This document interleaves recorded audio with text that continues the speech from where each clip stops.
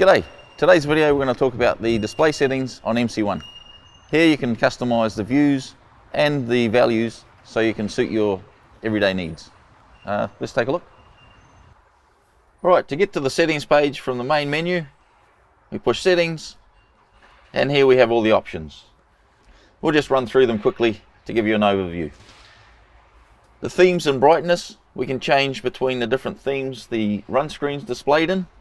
We can select a brightness level or an auto brightness, so the screen will change with the lighting conditions.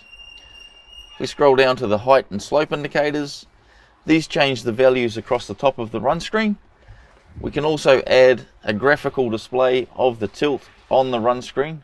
On the cross slope, we can show a tilt indicator on the tool edge. We can change the values of the slope to be the cross slope to the model comparison or the actual cross slope value, the raw value.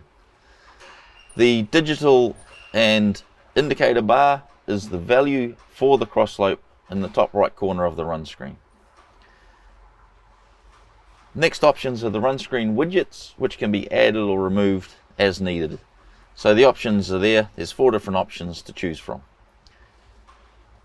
Under miscellaneous, we have a few different things we can set up for the operator. So we can hide the navigation bar, which is the bottom toolbar along the run screen, so it'll minimize when it's not being used. Clipping of the model, so that if we have a large model or a large project and performance is starting to get affected because it's loading so much data, we can clip that data to make it more manageable.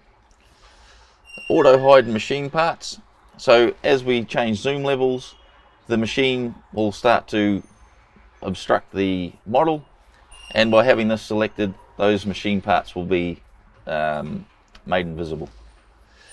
Machine image is a manual on or off, so we can have the view of the machine on the model or not, or on the run screen, as well as the machine tool. Now the tool points can be split, so you can adjust the tool point. Say if you wanted to adjust the left or the height tool point to the left of the bucket, you can choose to merge the side offset and the height tool references to move with the same setting. So it'll follow. So if you move your height to the left, the side will follow.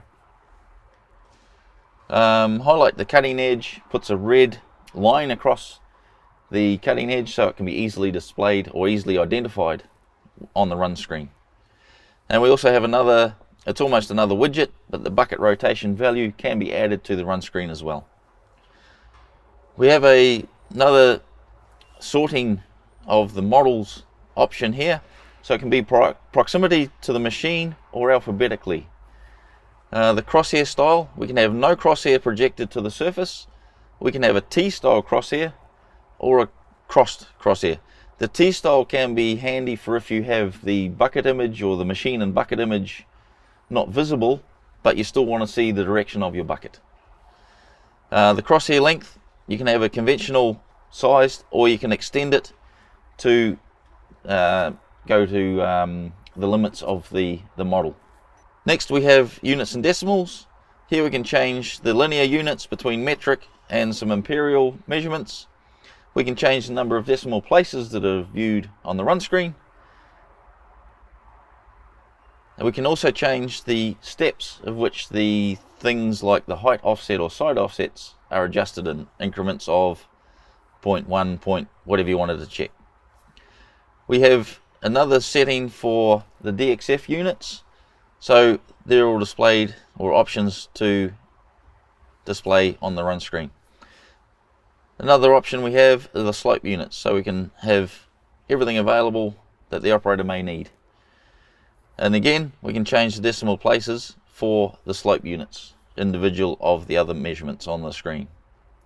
And we can have a dot or a comma as a separator for a decimal point. Next settings we have is time and language. We have multiple languages. We've even got English for Australians. But we have pretty much everything covered there for every region. The time and date can also be set. The last one we have on the list is connectivity. So if you wanted to connect to Wi-Fi or a SIM card setup, Ethernet, and your Connex connectivity is there as well. And this is where we also connect to the VNC server option. And that's it for the settings menu. Thanks for watching.